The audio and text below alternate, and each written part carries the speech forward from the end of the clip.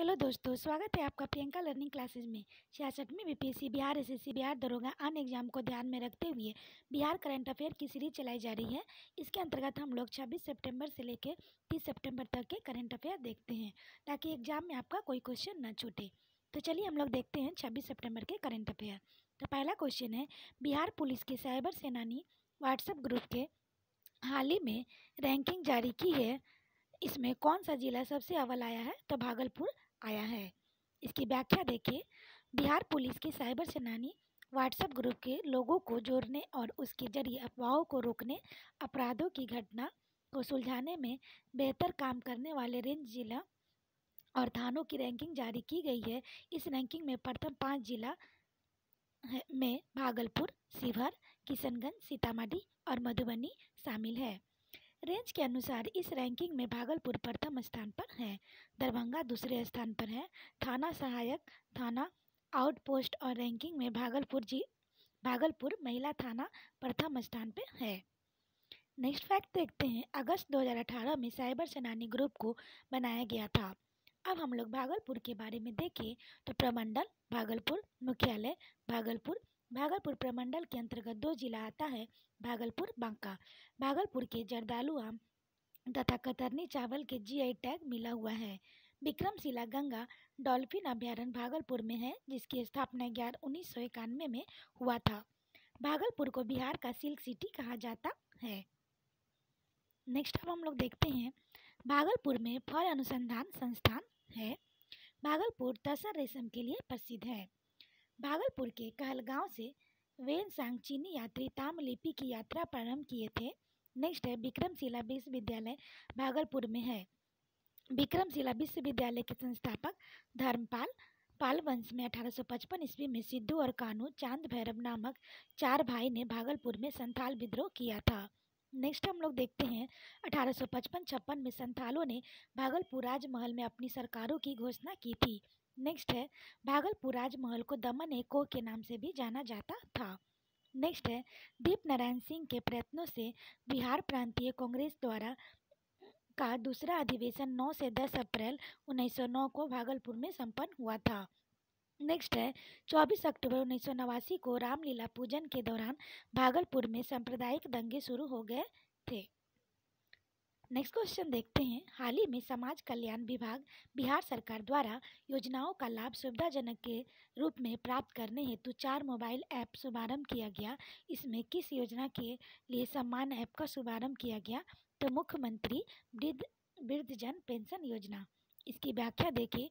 मुख्यमंत्री वृद्धजन पेंशन योजना हेतु सम्मान ऐप, उज्ज्वल दृष्टि योजना हेतु दृष्टि ऐप, मुख्यमंत्री भिक्षावृत्ति निवारण हेतु पहचान ऐप, सामाजिक सुरक्षा योजना की शिकायत हेतु समाधान ऐप।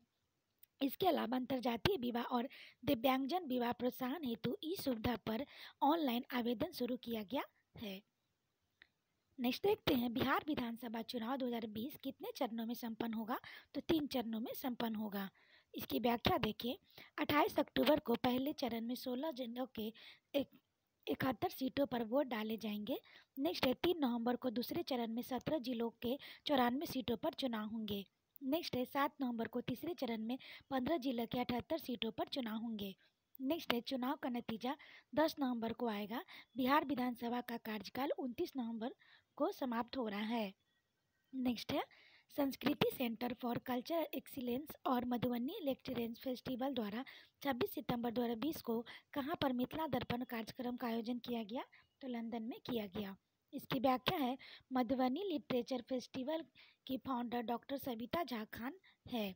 इस कार्यक्रम में मधुबनी पेंटिंग के चर्चित युवा कलाकार हेमंत कुमार मिश्रा मधुबनी पेंटिंग की बारीकियां बताएंगे। इस कार्यक्रम में ग्वालियर घराना और दरभंगा के गायन की शिक्षा ले चुकी और शास्त्रीय संगीत की शिक्षा में गोल्ड मेडलिस्ट सुष्मिता झा होंगे।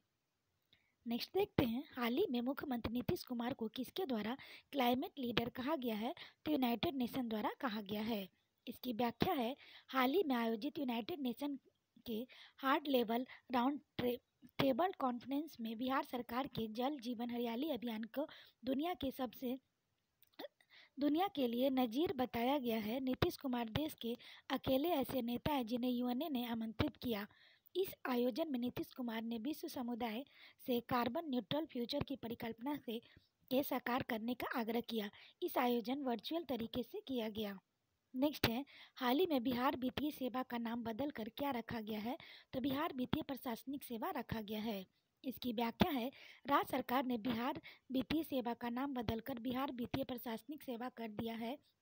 इसके अलावा भी इस कैडर में कई प्रकार के बदलाव किए गए हैं।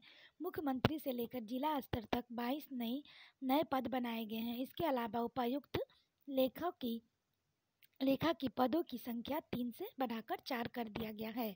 जिला लेखा कार्यक्रमों को सुदृढ़ और प्रभावी बनाने के लिए सभी जिलों में सहायक लेखा पदाधिकारी के अतिरिक्त पद भी सृजित किए गए हैं। सभी विश्वविद्यालयों में भी अतिरिक्त वित्तीय सलाहकार के पद होंगे, जो विश्वविद्यालयों के सभी वित्तीय लेन देन संबंधित गतिविधियों को देखेंगे। नेक्स्ट है, हाल ही में बिहार राज्य भूमि न्यायाधिकरण का चेयरमैन किसे नियुक्त किया गया है? तो संजय प्रिया को किया गया है। इसकी व्याख्या देखिए। इसकी व्याख्या है, उच्च न्यायालय की सेवानिवृत्त जस्टिस संजय प्रिया को राज्य सरकार ने बिहार सरकार भूमि न्यायाधिकरण का चेयरमैन नियुक्त किया है। जस्टिस संजय प्रिया का कार्यकाल 5 वर्षों का होगा। बिहार भूमि न्यायाधिकरण के चेयरमैन का पद जस्टिस ब्रिजेंद्र नाथ की मृत्यु के कारण पिछले कई महीनों से रिक्त था। नेक्स्ट है, हाल ही में इंद्रपुरी बराज की जगह से डैम के लिए उत्तर प्रदेश के द्वारा सहमति दी गई है। वर्तमान इंद्रपुरी बराज बिहार के किस जिला में है? तो ये रोहतास में है। इसकी व्याख्या देखिए। इस योजना के लिए अगर झारखंड सहमत हुआ तो इंद्रपुरी बराज की जगह विश्व का चौथा सबसे बड़ा डैम बनेगा। वर्तमान इंद्रपुरी बराज से 75 किलोमीटर दूर झारखंड सीमा पर स्थित मटियाव गांव में नया डैम बनना है। नए डैम की लागत 2000 करोड़ होगा, जिसमें 350 मेगावाट बिजली का उत्पादन होगा।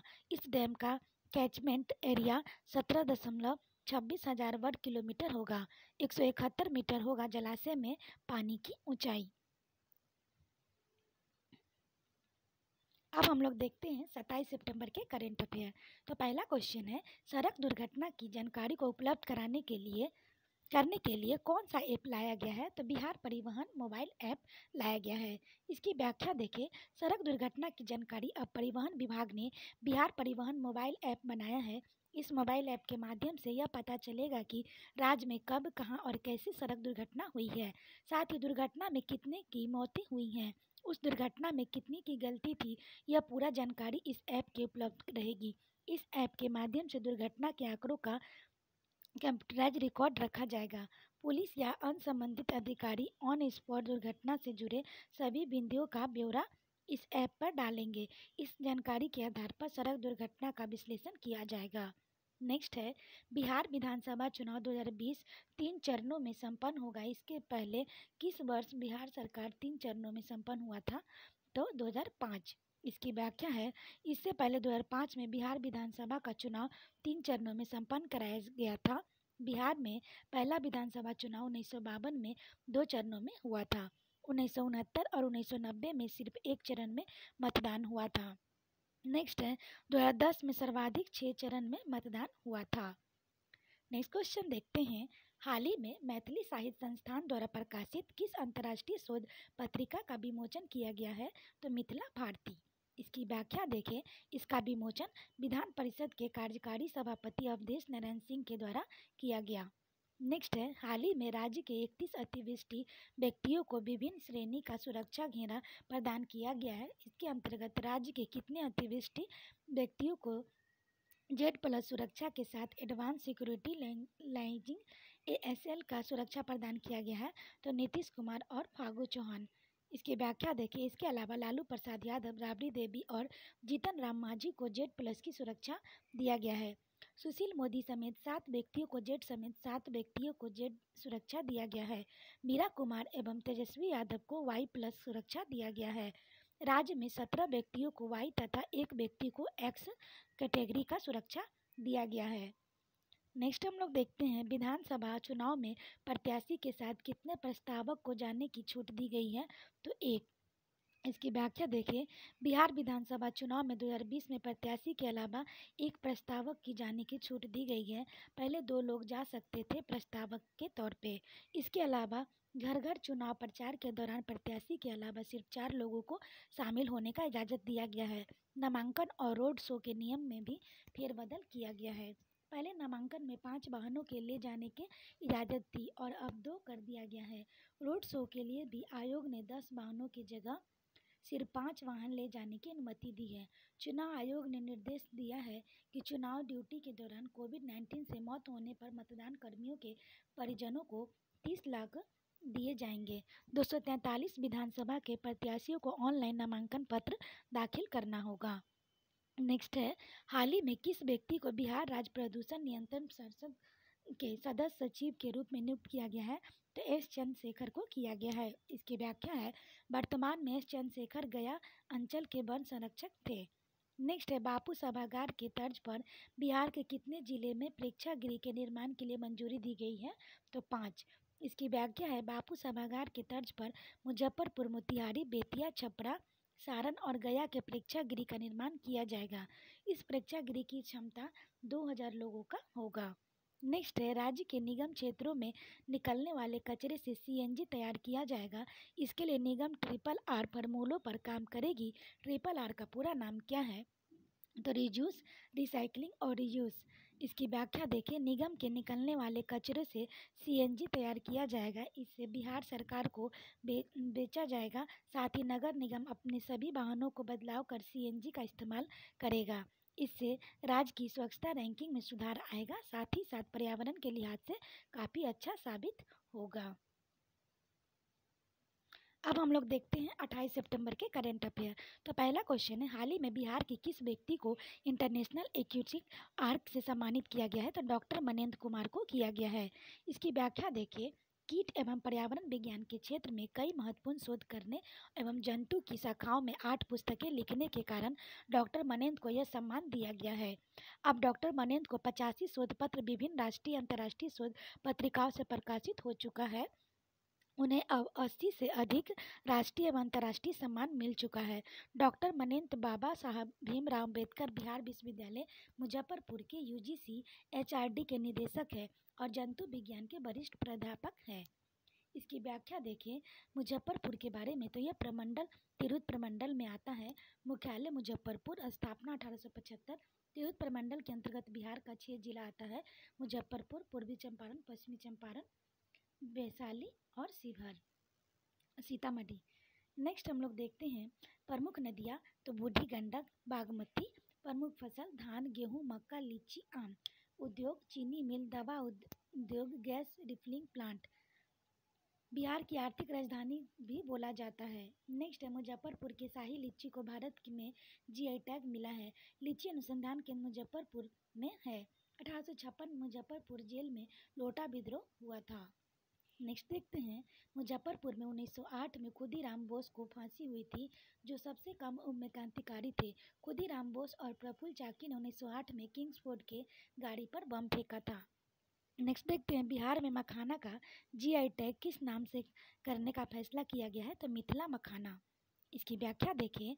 मखाना की जीआई टैग बिहार मखाना के नाम से करने का प्रस्ताव बिहार कृषि मिथिला स्टूडेंट यूनियन इन अभियान को लेकर आगे बढ़ा रहे हैं। इसकी व्याख्या फिर से देखते हैं। मखाना की जीआई टैग बिहार मखाना के नाम से करने का प्रस्ताव बिहार कृषि विश्वविद्यालय भागलपुर ने भेजा था, लेकिन मिथिला स्टूडेंट यूनियन इस अभियान को लेकर आगे बढ़ा और मिथिला के हर जिले में अभियान शुरू किया गया। यूनियन प्रतिनिधि मंडल ने भागलपुर के बिहार कृषि विश्वविद्यालय पहुंचकर स्पष्ट मांग रखी कि मखाना का जीआई टैग मिथिला नाम पर हो। विश्वविद्यालय की तरफ से इसे स्वीकार कर लिया गया। नेक्स्ट है, हाल ही में इसरो द्वारा आयोजित इसरो साइबर स्पेस प्रतियोगिता 2020 में बिहार के किस छात्रा को देश में 8वां स्थान प्राप्त हुआ है? तो ये अंशुली आर्या को हुआ है। इसकी व्याख्या है, अंशुली आर्या पटना की निवासी है। इस आयोजन में भारत के 1,52,000 छात्रों ने भाग लिया।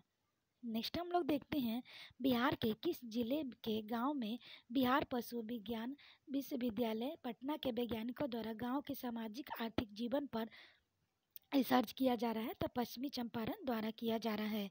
इसकी व्याख्या है, बिहार पशु विज्ञान विश्वविद्यालय पटना के वैज्ञानिकों ने पिछले 1 साल में पश्चिमी चंपारण के रामनगर प्रखंड स्थित गोवर्धना और वखड़ी गांव के सामाजिक आर्थिक जीवन पर रिसर्च कर रही है। इस गांव में मुख्यतः थारू जनजाति पाई जाती है। नेक्स्ट है, हाल ही में बिहार के पूर्व डीजीपी गुप्तेश्वर पांडे ने किस राजनीतिक दल में शामिल होकर अपने राजनीतिक जीवन की शुरुआत की? तो जदयू। इसकी व्याख्या देखें, मुख्यमंत्री नीतीश कुमार ने गुप्तेश्वर पांडे को पार्टी की सदस्यता दिलाई। गुप्तेश्वर पांडे ने हाल ही में स्वैच्छिक सेवानिवृत्ति से लिया था। नेक्स्ट है, हाल ही में भाजपा ने केंद्रीय पदाधिकारियों को नई टीम बनाई है। इस टीम में बिहार के कितने नेताओं को शामिल किया गया? तो 5। इसकी व्याख्या है, हाल ही में भाजपा के राष्ट्रीय अध्यक्ष जेपी नड्डा ने पार्टी के केंद्रीय पदाधिकारियों की घोषणा की। इसमें 5 बिहार के नेताओं, पूर्व केंद्रीय मंत्री व सांसद राधा मोहन सिंह को पार्टी का राष्ट्रीय उपाध्यक्ष बनाया गया है। विधान परिषद और मीडिया प्रभारी संजय म्यूक को पार्टी का प्रवक्ता बनाया गया है। इसके अलावा सैयद शाहनवाज हुसैन, गुरु प्रकाश और राजीव प्रताप रूडी भी राष्ट्रीय प्रवक्ता बनाए गए हैं। नेक्स्ट है, हाल ही में council of scientific and industrial research द्वारा बिहार के किस बाल वैज्ञानिक को साइंस एंड टेक्नोलॉजी केंद्रीय मंत्री doctor Harshvardhan CSIR innovation award द्वारा 20 से सम्मानित किया गया है? तो अर्पित और अभिजीत। इसकी व्याख्या है, पुरस्कार के तौर पर 20,000 और प्रमाण पत्र दिया गया है। अभिजीत और अर्पित का प्रोजेक्ट मल्टी फंक्शनल डिवाइस और for quality monitoring and analysis of drinking water and method के लिए यह पुरस्कार दिया गया है। इस प्रतियोगिता में पूरे भारत में 11 बच्चों को यह अवार्ड दिया गया है। इसमें हरियाणा, उत्तर प्रदेश, तेलंगाना, कर्नाटक, आंध्र प्रदेश, महाराष्ट्र, बिहार, नई दिल्ली एवं केरल के बच्चे शामिल हैं। नेक्स्ट देखते हैं, SC/ST के मामले में जुड़े सुनवाई के कितने जिले में एक्सक्लूसिव कोर्ट का स्थापना किया जाएगा? तो 9। इसकी व्याख्या है, SC/ST अत्याचार निवारण एक्ट के अंतर्गत गठित कमेटी की राज्य स्तरीय समीक्षा के दौरान यह आदेश दिया गया है। वर्तमान में राज्य के 5 जिले पटना, मुजफ्फरपुर, गया, बेगूसराय और भागलपुर में SC/ST एक्सक्लूसिव कोर्ट चल रहे हैं। नेक्स्ट है, हाल ही में किस व्यक्ति को बिहार गुरु सम्मान 2020 से सम्मानित किया गया है? डॉक्टर शशिनाथ झा। इसकी व्याख्या है, कामेश्वर सिंह पर संस्कृत विश्वविद्यालय दरभंगा के कुलपति हैं डॉक्टर शशिनाथ झा, जिन्हें बिहार गुरु 2020 से सम्मानित किया गया है। नेक्स्ट क्वेश्चन देखते हैं अब हम लोग 29 सितंबर का। तो पहला क्वेश्चन है, हाल ही में किस व्यक्ति को वर्ष 2020 के लिए युवा शोध सम्मान से सम्मानित किया गया है? तो शशि भूषण को। इसकी व्याख्या है, उन्हें यह सम्मान कंप्यूटर विज्ञान के क्षेत्र में उन्हें उत्कृष्ट कार्यों के लिए इंस्टीट्यूट ऑफ स्कॉलर द्वारा ऑनलाइन माध्यम से दिया गया है। शशि भूषण वर्तमान में गया कॉलेज के सहायक प्राध्यापक है। गया के बारे में देखें तो गया की स्थापना 1865 में हुई। प्रमंडल मगध प्रमंडल के अंतर्गत 5 जिला आता है: गया, औरंगाबाद, नवादा, जहानाबाद, अरवल। प्रमुख नदी फल्गु है। फल्गु नदी की लंबाई बिहार में 235 किलोमीटर है। नेक्स्ट हम लोग देखते हैं, फल्गु नदी को निरंजना नदी के नाम से जाना जाता है। बिहार में सबसे ज़्यादा गर्मी और सबसे ज़्यादा ठंडी गया में पड़ता है। गौतम बुद्ध अभ्यारण्य गया में ही है। गौतम बुद्ध को ज्ञान की प्राप्ति निरंजना नदी के किनारे हुई थी। विष्णु पद मंदिर गया में ही है, जिसका निर्माण अहिल्याबाई ने करवाई थी, जो इंदौर की महारानी थी। 26 से 31 दिसंबर 1922 को भारतीय राष्ट्रीय कांग्रेस का 38वां अधिवेशन गया में CR दास की अध्यक्षता में हुआ था। नेक्स्ट हम लोग देखते हैं, हाल ही में बिहार के किस व्यक्ति को डॉक्टर APJ अब्दुल कलाम आज़ाद राष्ट्रीय पुरस्कार 2020 से सम्मानित किया गया है? अब्दुल कलाम आज़ाद। इसकी व्याख्या है, स्वर्ण भारत परिवार महिला बाल विकास मंत्रालय, नीति आयोग, यूनेस्को और यूनिसेफ के संयुक्त तत्वावधान में आयोजित अंतर्राष्ट्रीय वेबिनार में 23 देशों में विशेषज्ञों के कुपोषण की समस्या, उससे बचने के उपाय तथा संतुलित एवं पौष्टिक भोजन के महत्व पर अपने विचार रखे थे। अबुल कलाम आज़ाद को सामाजिक एवं शैक्षणिक उत्थान के लिए कार्यों के लिए यह सम्मान दिया गया। कलाम को खेल खेल में पढ़ाई, सभी वर्गों के साथ चलने के लिए कला और धर्मनिरपेक्षता की मिसाल के रूप में भी जाना जाता है। मुस्लिम धर्म के होते हुए भी कलाम जमीन पर बैठकर छात्रों को संस्कृत पढ़ाते हैं। नेक्स्ट है, हाल ही में बिहार के किस व्यक्ति को मॉडलिंग के क्षेत्र में यूपी एलाइड्स अवार्ड 2020 से सम्मानित किया गया है? तो अर्पित मिश्रा। इसकी व्याख्या है अर्पित मिश्रा बिहार के भागलपुर में रहने वाले हैं। इस प्रतियोगिता में देश भर में 40 प्रतिभागियों का चयन किया गया था। इस 40 प्रतियोगिताओं में भागलपुर के अर्पित मिश्रा सर्वश्रेष्ठ रहे। इन्हें पुरस्कार के तौर पर 1.5 लाख नगद दिया गया। नेक्स्ट हम लोग देखते हैं, हाल ही में ईस्टर्न बिहार इंडस्ट्रीज एसोसिएशन के द्वारा बिहार के किस व्यक्ति को उद्यमी रत्न 2020 से सम्मानित किया गया है? तो निक्की कुमार झा। इसकी व्याख्या है ईस्टर्न बिहार इंडस्ट्रीज एसोसिएशन की ओर से युवा वैज्ञानिक इनोवेटर निक्की कुमार झा को उद्यमी रत्न 2020 से सम्मानित किया गया है। निक्की कुमार झा भागलपुर में रहने वाले हैं। कम उम्र से ही उन्हें इलेक्ट्रॉनिक तथा इलेक्ट्रॉनिक्स इंजीनियरिंग की पढ़ाई की और पर्यावरण अध्ययन में मास्टर किया। 14 साल की उम्र में अपना पहला पुरस्कार पर्यावरण रत्न प्राप्त किया और 16 साल की उम्र में अपना पहला रिसर्च पेपर प्रकाशित किया। कई राष्ट्रीय एवं अंतर्राष्ट्रीय सम्मेलन में हिस्सा ले चुके हैं। मिराइकल माइंड्स नामक पुस्तक इनके द्वारा लिखी गई है। काफ़ी इम्पोर्टेंट है, ध्यान रखेंगे। नेक्स्ट है, वर्चुअल तरीके से पढ़ाई के लिए उन्नयन कार्यक्रम अंतर्गत किस मोबाइल ऐप अब तक 12 लाख से ज़्यादा छात्र जुड़ चुके हैं? तो मेरा मोबाइल मेरा विद्यालय ऐप। इसकी व्याख्या है इस ऐप के माध्यम से छात्र मैट्रिक और इंटरमीडिएट 2021 की तैयारी भी कर रहे हैं। अब तक 12,30,957 छात्र का रजिस्ट्रेशन हो चुका है इस ऐप में, जिसमें से सिर्फ 9वीं से 12वीं तक के 90,000 छात्र हैं। उन्नयन कार्यक्रम के तहत मेरा मोबाइल मेरा विद्यालय 2019 में शुरू किया गया था। नेक्स्ट फैक्ट, एनटीपीसी बाढ़ थर्मल पावर परियोजना का स्टेशन 1 की पहली यूनिट उत्पादन के लिए तैयार हो गया। इस यूनिट का ट्रायल उत्पादन शुरू होगा। 3 महीने के भीतर वाणिज्य उत्पादन होने लगेगा। 90 दिनों के बाद बिहार को 342 मेगावाट बिजली मिलने लगेगी। बाढ़ एनटीपीसी 760 मेगावाट की 5 यूनिट है।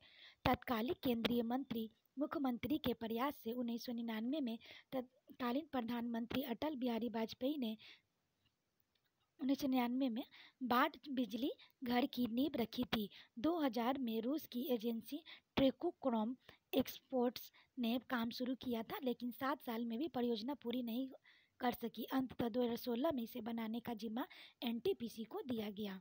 नेक्स्ट हम लोग देखते हैं, 1594 ईस्वी में टोडरमल द्वारा लिखी गई डायरी का राज्य सरकार द्वारा किस भाषा में अनुवाद करवाया जाएगा? तो हिंदी एवं अंग्रेजी दोनों में। इसकी व्याख्या है मुगल सम्राट अकबर ने 9 रत्नों में शामिल टोडरमल की डायरी जल्द ही हिंदी और अंग्रेजी में उपलब्ध हो जाएगी। यह मुगल काल में बिहार की भू राजस्व व्यवस्था का प्रमाणिक दस्तावेज है। डायरी की मूल प्रति पर्शियन में है, जिसमें बिहार के राज अभिलेखागार भवन में सुरक्षित किया गया है। इसके अनुवाद के लिए दिल्ली में अभिलेखागार विशेषज्ञ जाकिर हुसैन अरबी फारसी विश्वविद्यालय में मोहम्मद एजाज सहित अन्य लोगों से संपर्क किया गया है। अब हम लोग देखते हैं 30 सितंबर के करंट अफेयर। तो पहला क्वेश्चन है, हाल ही में राष्ट्रीय स्तर पर आयोजित इसरो साइबर स्पेस प्रतियोगिता में बिहार की किस छात्रा को देश का दूसरा स्थान प्राप्त हुआ है? तो गौरी सिंह को हुआ है। इसकी व्याख्या, यह प्रतियोगिता प्रत्येक साल देश भर में आयोजित की जाती है। इस प्रतियोगिता का इस साल का विषय था इंडियन लॉन्च व्हीकल। पटना के गौरी सिंह ने PSLV C35 का मॉडल बनाकर विस्तृत जानकारी दी है। मॉडल मेकिंग प्रतियोगिता में बिहार के गौरी सिंह को देश में दूसरा स्थान हुआ। अनुष्का रंजन को 8वां स्थान प्राप्त हुआ है। निबंध लेखन में अंशुली आर्य को देश में 8वां स्थान मिला है। कुल 8 कैटेगरी में यह पुरस्कार दिया गया है। भारतीय अंतरिक्ष के जनक डॉक्टर विक्रम साराभाई के जन्म दिवस के अर्थात 25 सितंबर को राष्ट्रपति इस प्रतियोगिता में टॉप छात्रों के प्रमाण पत्र देकर सम्मानित करेंगे। इसरो का देखें तो भारतीय अंतरिक्ष रिसर्च संगठन, स्थापना 15 अगस्त 1969, मुख्यालय बंगलोर, मोटो मानव जाति की सेवा में अंतरिक्ष प्रौद्योगिकी निदेशक डॉक्टर के सिवन। नेक्स्ट हम लोग देखते हैं, भारत का पहला उपग्रह आर्यभट्ट 19 अप्रैल 1975 को सोवियत संघ द्वारा लॉन्च किया गया था। 7 जून 1979 को भारत का दूसरा उपग्रह भास्कर, जो 445 किलोग्राम का था, पृथ्वी की कक्षा में स्थापित किया गया। नेक्स्ट है, 1980 में रोहिणी उपग्रह पहला भारत निर्मित प्रक्षेपण यान SLV-3 बन गया, जिसे कक्षा में स्थापित किया गया। इसरो ने 22 अक्टूबर 2008 को चंद्रयान 1 भेजा, जिसे चंद्रमा की परिक्रमा की। नेक्स्ट है बगीचों को अन्य पौधे के साथ मसालों की खेती करने के लिए इंटीग्रेटेड फार्मिंग योजना के तहत किसानों को कितना अनुदान दिया जाएगा? तो 50%। इसकी व्याख्या है, इन बगीचों में ओल, अदरक और हल्दी की खेती की प्राथमिकता दी जाएगी। इस योजना के तहत बगीचे में मसाला की खेती करने वाले किसानों की तकनीकी की सहायता के साथ साथ बीज और खाद की कीमत का आधा पैसा सरकार देगी। इंटीग्रेशन फार्मिंग योजना के तहत किसानों को प्रोत्साहित करने के लिए कृषि विभाग ने इस पर काम करना शुरू कर दिया। नेक्स्ट है, हाल ही में किस व्यक्ति को आचार्य धर्मेंद्र ब्रह्मचारी स्मृति सम्मान में सम्मानित किया गया है? डॉक्टर चंद्रशेखर कुशवाहा। इसकी व्याख्या है, डॉक्टर चंद्रशेखर कुशवाहा छपरा के युवा साहित्यकार हैं। आचार्य धर्मेंद्र ब्रह्मचारी के साहित्य में शोध और अनुसंधान के आदर्श पुरुष माना जाता है। साहित्य के शोध में इनका योगदान अविस्मरणीय। राष्ट्रभाषा द्वारा प्रकाशित उनकी शोध पुस्तक विश्व के 30 बड़े विश्वविद्यालय में उपलब्ध है। नेक्स्ट देखते हैं, हाल ही में बिहार के किस शिक्षण संस्थान द्वारा पानी से फ्लोराइड मात्रा को हटाने के लिए किया गया शोध को अंतर्राष्ट्रीय जर्नल प्रकाशित किया गया है? नालंदा विश्वविद्यालय, राजगीर और आर्यभट्ट ज्ञान विश्वविद्यालय। इसकी व्याख्या देखें, इस रिसर्च का भारत के साथ पूरे विश्व में चर्चा हो रही है। इस शोध का नालंदा विश्वविद्यालय और आर्यभट्ट ज्ञान विश्वविद्यालय द्वारा संयुक्त रूप से किया गया है। नेक्स्ट देखते हैं, बिहार बजट 2020-21 में किसके द्वारा पेश किया गया? तो सुशील कुमार मोदी जी द्वारा पेश किया गया। नेक्स्ट है, सुशील कुमार मोदी ने अभी तक बिहार में कितनी बार बजट पेश किया है? तो 11 बार किया है। नेक्स्ट है, बिहार में बजट 2020-21 में कितने राशि का पेश किया था? तो 2,11,761.49 करोड़। इसकी व्याख्या है, जबकि वर्ष 2019-20 में कुल बजट 2,02,501 करोड़ का था। इस साल बजट पिछले साल की अपेक्षा 11,260.48 करोड़ अधिक है। नेक्स्ट है, बिहार बजट 2020-21 का कुल राजस्व बजट कितना है? तो 19,172.80 करोड़। इसकी व्याख्या है, राजस्व बजट कुल राजस्व प्राप्ति माइनस कुल राजस्व व्यय कुल जीडीएसपी का 2.80% बजट है। तो आशा करते हैं आपको ये वीडियो पसंद आया होगा। वीडियो पसंद आए तो इसे लाइक करें, शेयर करें, साथ ही चैनल को सब्सक्राइब करें। तो आज के लिए इतना ही दोस्तों, फिर मिलते हैं नेक्स्ट टॉपिक के साथ। Thank you.